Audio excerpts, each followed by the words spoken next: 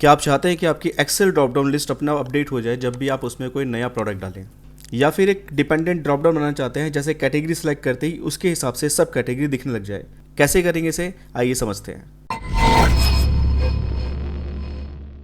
सबसे पहले हम देखते हैं, यहाँ पर आपको दिखाई दे रहा है कि एक प्रोडक्ट लिस्ट है हमारे पास में और मैं यहाँ एक ड्रॉप डाउन लिस्ट बनाना चाहता हूँ। तो जिनको भी ड्रॉप डाउन बनाना नहीं आता है पहले वो समझ लेते हैं ड्रॉप डाउन कैसे बनता है। तो उसके लिए हम सबसे पहले जाएंगे डेटा टैब के ऊपर। यहाँ जाने के बाद में इधर हम क्लिक करेंगे डेटा वैलिडेशन पर। एनी वैल्यू पर क्लिक करके आपको इसे चेंज करना है। यहाँ से आपको करना है लिस्ट। यहाँ सोर्स में आपकी जो भी रेंज आप चाहते हो कि जिसकी आपको लिस्ट बनानी है, आपको वो रेंज सेलेक्ट करनी है। मेरे केस में मेरे जो यहाँ पर नाम है प्रोडक्ट्स, ये सारे प्रोडक्ट मैं ऐड कर लूँगा यहाँ से कुछ इस तरह से और ओके कर दूँगा। अब बस ये करते ही मेरी ड्रॉप डाउन लिस्ट जो है वो तैयार हो जाएगी और मेरे सारे जो प्रोडक्ट्स हैं वो यहाँ दिखाई दे रहे हैं। लेकिन प्रॉब्लम तब आती है जब आप यहाँ पर कोई नया प्रोडक्ट ऐड करते हो। दैट्स से मैं यहाँ पर 21 नंबर का एक और प्रोडक्ट ऐड कर लेता हूँ, उसका नाम है न्यू प्रोडक्ट। मैं चाहता हूँ मेरी लिस्ट के अंदर ये भी ऑटोमेटिक अपडेट हो जाए, लेकिन हम देख पा रहे हैं कि हमारे पास लास्ट जो वेब कैमरा है उससे नीचे की जो लिस्ट है वो अपडेट नहीं हुई है। इसे सॉल्व करने के लिए आपने सबसे पहले क्या करना होगा, हम यहाँ से सबसे पहले इसको रिमूव कर देते हैं जो कि क्लियर है। ओके, अब इसको करने के लिए आपने ज़्यादा कुछ नहीं करना है, सिंपली अपने डेटा पर क्लिक कीजिए और यहाँ से कंट्रोल टी प्रेस कर दीजिए, जिससे आपका जो डेटा है वो टेबल में कन्वर्ट हो जाए।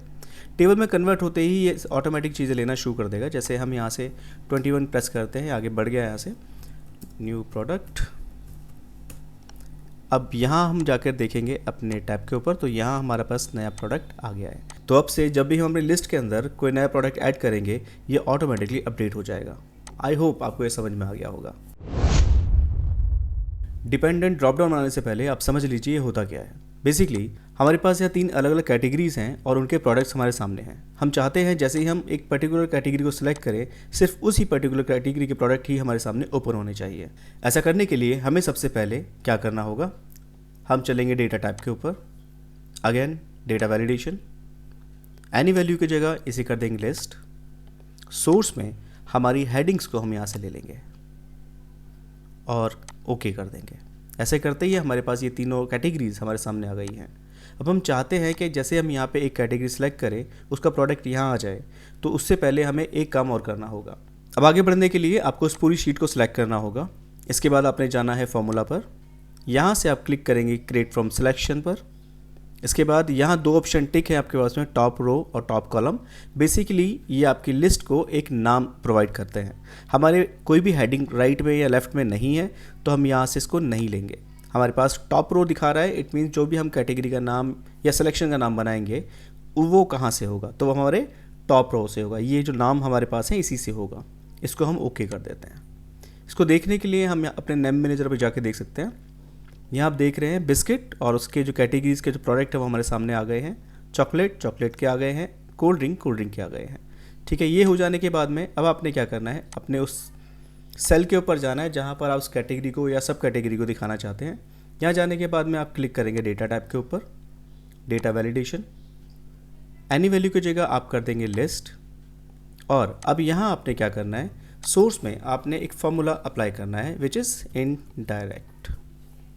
ब्रैकेट स्टार्ट करेंगे और कहाँ से ये सोर्स आपको लेना है, इस पर्टिकुलर सेल से। ठीक है, ब्रैकेट क्लोज कर देंगे और ओके कर देंगे। ऐसा करने के साथ ही आपका जो काम था वो हो चुका है यहाँ पर। अब आप देख रहे हैं सिर्फ हमारे पास कैटेगरी है बिस्किट, हमारी सब कैटेगरी या हमारे प्रोडक्ट जो है हमारे सामने सिर्फ बिस्किट्स के आ रहे हैं। अगर हम अपनी कैटेगरी को यहाँ से बदल देते हैं कोल्ड ड्रिंक, तो यहाँ जो हमारे पास लिस्ट आएगी वो सिर्फ कोल्ड ड्रिंक की आएगी। बाकी इसे भी ऑटो अपडेट करने के लिए आपने सिंपल सा वही कंट्रोल टी करना है और उसको टेबल में कन्वर्ट कर लेना है।